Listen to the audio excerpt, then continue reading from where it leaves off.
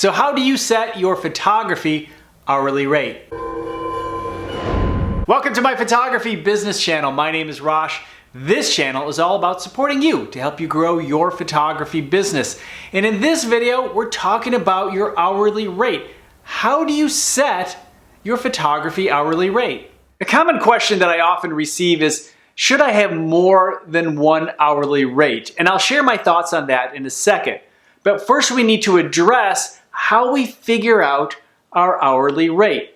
What we need to do is figure out our day rate first. And this is a combination of our cost of doing business and our brand, a number of factors. And I'll put a link to a video about how to figure out your cost of doing business at the end of the video. But first we need to understand what our day rate is. Now, as many of you know, I prefer per image pricing. However, there are times when hourly rates are more appropriate. But even when you're figuring out per image pricing, it's good to know your day rate. Now, when figuring out your day rate and then figure out your hourly rate, a lot of times people think, oh, you just divide it by 8-hour day. That's not right. You divide it by 10. Because in the photography world, we start off with a 10-hour day. 1 hour to set up, 8 hours of photography, and 1 hour of breaking down. And that is the photographer's 10-hour day. So you divide your day rate by 10. It's common for photographers to ask me if they should have more than one hourly rate. And the answer most certainly is yes. And I'm going to address a number of the reasons and types of hourly rates in a moment. However, there's one that I think is most important for you to consider as a photographer, and that's the first hour. The first hour at a location or at an event is probably the most costly hour. It's the hour that absorbs all of the extra stuff that it might take for you to be on location or to create images. The setup time, maybe the assistance, possibly the gas to get to the location, whatever it may be, there are a lot of miscellaneous costs to going to that specific assignment. And that first hour often covers many of them. Not all of them, but many of them. So you may want to increase your rate for the first hour, and there's actually another good reason that I'm going to talk about in a moment that a lot of photographers get stuck with. It's avoiding this problem. But we want to increase our rates by maybe 25 or 50%, in some cases 100% for that first hour to cover those expenses. But what I was just alluding to is sometimes people just hire us for an hour.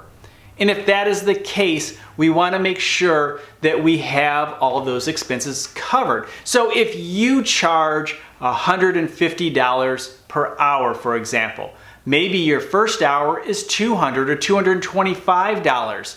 That way, people know there's value for that first hour. And I usually do it for each day. So if it's a 2-day assignment, the first hour on Monday and the first hour on Tuesday is, say, $225, and each additional hour would be $150 as an example.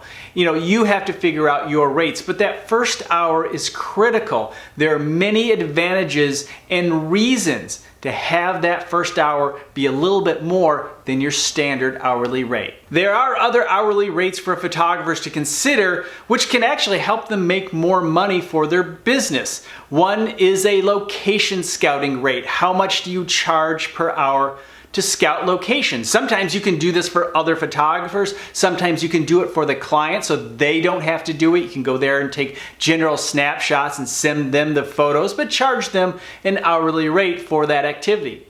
Maybe you want to charge an hourly rate for editing or maybe some touch-up work. The thing is, you probably won't get your full rate, your full photography rate for those activities. So you should establish what you think is a fair rate for your time while you're editing or for additional touch-up work. Now, sometimes when you're doing per image pricing, you can incorporate some of those activities in your per image price if it's not an event. However, if you have requests or special requests that go above and beyond what your per image price is, you want to be ready with an hourly rate or a set rate or project rate so you are prepared and the client knows that you know what you're doing. Other situations where you might want to consider an hourly rate or even a half-day rate or even day rate for special occasions are weather days. Maybe an assignment was canceled and postponed. You're still going to create the images for the client, however, it's going to be on a different day. But the thing is, you blocked off that day. So you need to let people know in advance how you're going to charge them for your downtime, which may be hourly, or if an entire day is wasted, that you're going to charge something for that day, and it may be half price. But it's good to have that ahead of time. Know exactly what it is. Let the client know exactly what it is in your contract and estimates so there are no surprises down the line. As I mentioned, I generally use hourly and day rates as an internal number to help me figure out what my per image pricing will be. But before I can figure out that day rate, I need to know my cost of doing business. So this is a good opportunity to send you over to the next video. I'll see you there.